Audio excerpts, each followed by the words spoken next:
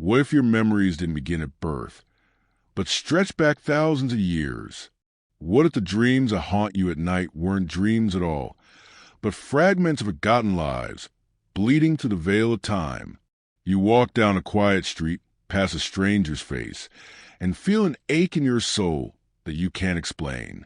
You stand in a foreign land for the first time, and it feels like home. These are not just poetic mysteries.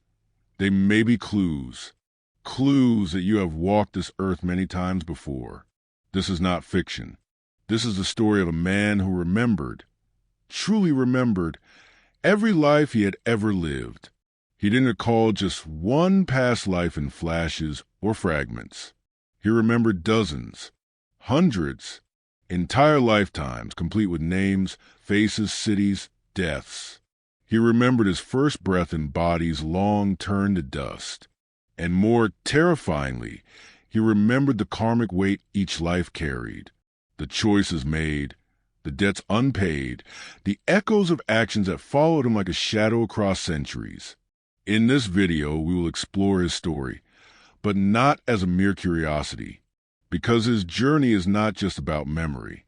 It's about the soul's evolution, the patterns that bind us, and the hidden architecture of existence. It is a map, if we dare to read it.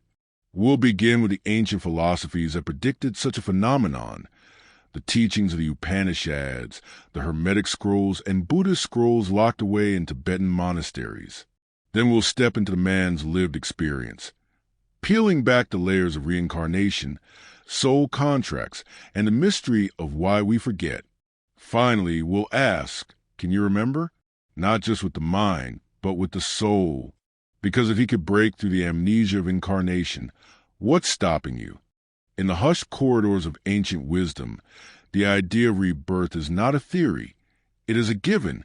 Reincarnation is not presented as a poetic metaphor or accompanying fantasy, but as a sacred law, an engine of cosmic justice, a wheel on which the soul turns through ages like a burning star wrapped in flesh. In the Upanishads, the spiritual backbone of Indian philosophy, the soul is called the Atman, eternal and untouched by the cycles of birth and death. It is said to pass from body to body, as one might change garments. The Bhagavad Gita speaks plainly. Just as the boy becomes a youth and then the old man, so does the soul pass into another body. To forget, this is ignorance. To remember is awakening. Buddhism takes this even further. In Tibetan tradition, there are monks trained to remember their past lives with crystalline precision. The Dalai Lama himself is chosen not merely through faith, but through evidence, objects he remembers from past incarnations, names he recalls without being told. The idea that memory could survive death is not radical. It's required. But it's not just the East. The ancient Greeks whispered similar truths. Pythagoras, mathematician, mystic, and initiator of secret schools, claimed to remember four his past lives in detail. In one, he said he had fought in Troy. In another, he was a humble fisherman. He taught that the soul is bound by metempsychosis, a grand journey of return and refinement, and those deemed worthy, those who awakened, could pierce the veil of Lethe, the river of forgetfulness, and remember. The Egyptians, too, built tombs not for the dead, but for the returners. Their Book of the Dead is a manual for the soul's journey after death, a coded map to navigate the underworld and reincarnate wisely. The body may decay in golden coffins, but the Ka, the vital essence, moves forward, following its karmic trail. In Gnostic Christianity, those forbidden texts burned by empire, the soul descends through layers of reality, trapped in the material world by ignorance. Salvation, they claimed, was not faith but gnosis, remembering who you truly are, not just in this life, but in every life. I am not from here, they would say. I have come from the light, and I will return to the light. So when we speak of this man, this soul who remembered lifetimes stretching back to the dawn of written history, we must not see him as an anomaly. He is a mirror reflecting a truth long hidden. The forgetting is not natural. It is designed. A soul incarnates with memory veiled so it can focus, learn, feel raw pain, and make new choices. But when the soul has cycled enough, when the patterns are seen for what they are, the veil thins. Remembrance begins. Some awaken in dreams, others in meditation, but the rarest awaken in full. What happens when the veil is lifted entirely? When memory floods and not as visions, but as undeniable lived experience? That's where we now turn, to the story of the man who remembered.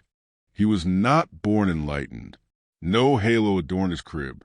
His childhood, like most, was full of confusion and wonder. But something was different, a lingering sense of déjà vu that never left him. He would visit cities he'd never seen and recognize street corners, hear foreign languages, and somehow understand the cadence. As a child, he drew maps of places that did not exist until he found them in forgotten history books. The man, whose name is irrelevant, for he has warned many, did not claim enlightenment. He claimed memory, and his story begins not with flash of lightning, but with silence. It happened during meditation, the kind that comes after years of spiritual practice.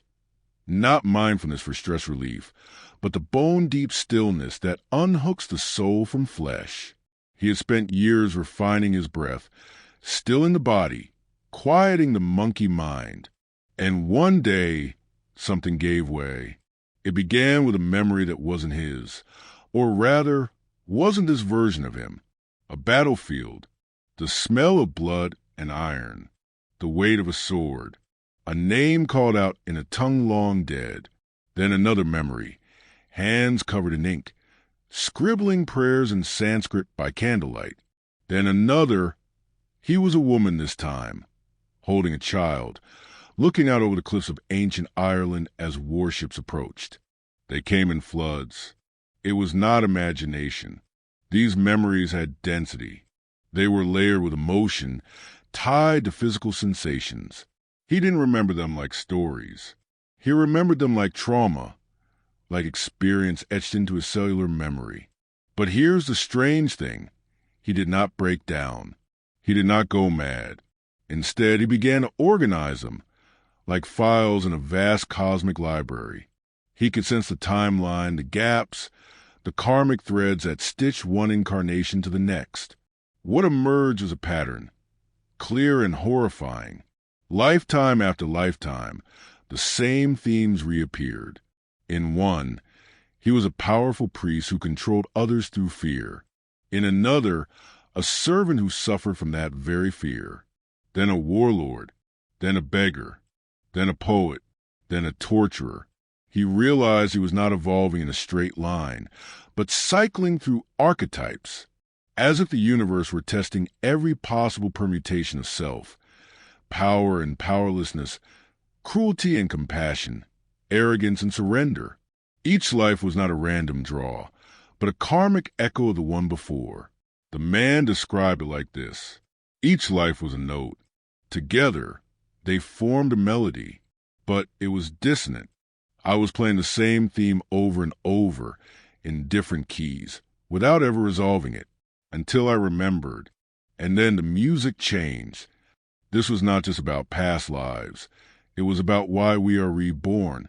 The man claimed that reincarnation is not punishment, but pedagogy. Earth is not a prison, it's a school. And remembering is graduation.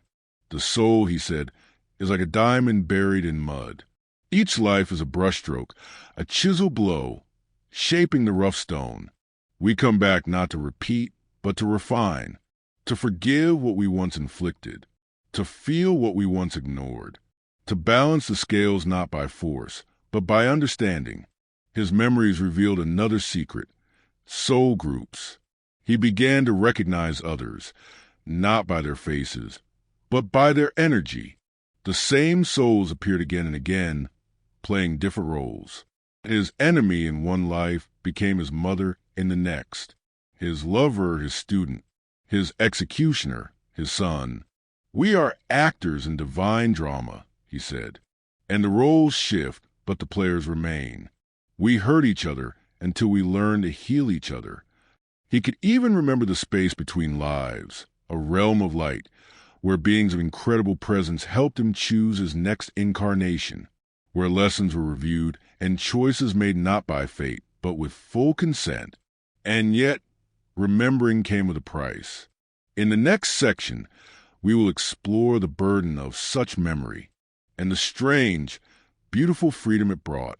The burden was not what most would expect. It wasn't the pain of reliving deaths, though he had died 1,000 times in 1,000 ways. It wasn't even the heartbreak of losing loved ones over and over. The real weight was knowing too much about the patterns and realizing that most people live their entire lives completely blind to them. He described walking through the world like moving through a play where you've already read the script. You know who will betray you, who will save you, and who will vanish before the final act. The temptation to interfere, to try to fix others before they've learned their lesson, was almost unbearable. But he learned a dangerous truth. Intervening too much disrupts the very web that teaches the soul. Every struggle, every heartbreak is a teacher. Remove the pain before the lesson is learned, and you condemn the soul to repeat the same class again and again. The curse of clarity. He found himself watching arguments between strangers and feeling the ancient echoes of their past lives. The angry man in the grocery store, a proud general who lost everything when a young soldier, now the cashier, defied him in a previous life. The couple fighting on the train, once sworn enemies in a religious war, still trying to reconcile their opposite creeds. He could see the karmic threads pulsing between them like invisible cords, binding them tighter with every unresolved word. The hardest part was watching loved ones. He once met a woman and felt an overwhelming wave of recognition. In another life, she had been his daughter, and he had failed her in the most tragic way. Now, she was his friend, and he swore he would not repeat the same neglect. But the lesson was subtler this time. Overprotection could harm her just as much as absence. He had to learn balance, not control, the freedom of remembering. Yet for all its burdens, the memory brought a kind of liberation that most could not even imagine. Fear of death evaporated, not because he believed in some vague afterlife, but because he knew from first-hand experience that consciousness continues, that death is no more final than walking from one room into another. Grudges melted. If someone wronged him, he could see the larger story. Often, the enemy was simply playing a role he himself had played before. This didn't mean he accepted cruelty, but it meant he could respond without hatred. Even suffering itself took on a different texture. Pain was still pain, but it was also a signpost, pointing directly to a karmic knot that needed untangling. Instead of asking, "Why me?"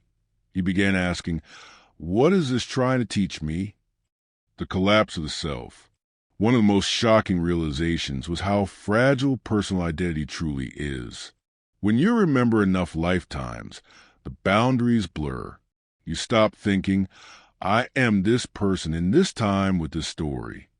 You begin to see yourself as a collection of countless personas, a cosmic actor who has played hero and villain, saint and sinner, man and woman, human, and perhaps even something else.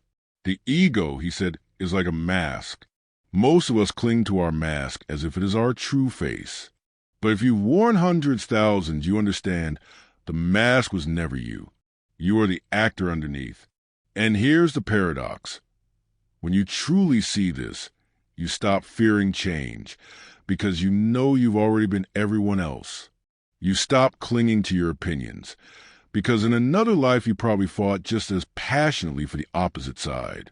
You stop chasing immortality because you realize you already have it. He warned, though, that this level of remembering is not for the faint of heart. It will dismantle the illusion of separateness, but it will also dismantle the comforting narratives you use to get through the day. You will no longer be able to play the game in the same way. You will live in the world, but never quite belong to it. And yet, he believed that was the point. In the next section, we'll leave the realm of philosophy and move into practice, how you can begin to access the hidden archives of your own soul without losing yourself in the process. He once told me, the past is not locked away, it's simply behind a veil. That veil, he explained, is woven from three things: distraction, disbelief, and fear. Remove them, and the memories begin to seep through like water from an ancient well. But he also warned, accessing past life memory isn't about satisfying curiosity. It's about healing patterns that keep repeating because you've forgotten the original wound. So if you want to begin, you must start slowly, like approaching a sleeping lion. Step 1. Silence the noise. The first barrier is distraction. Modern life is designed to drown out the subtle voice of memory. Constant scrolling, endless noise, glowing screens. If you want to remember, you must first create stillness. This isn't just meditation. It's a deliberate practice of doing nothing and being fully present. He suggested starting with 20 minutes of stillness each day.